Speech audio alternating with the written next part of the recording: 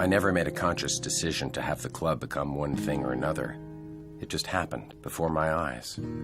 Each savage event was a catalyst for the next. And by the time the violence reached epic proportion, I couldn't see it. Blood was every color. Hey,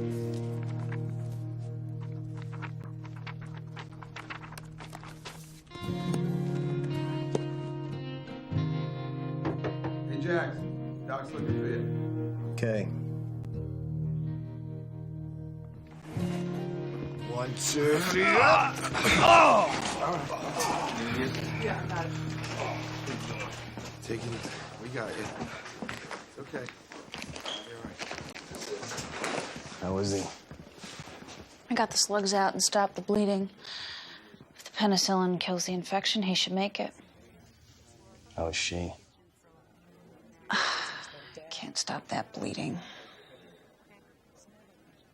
She still wants me dead, you know that, right?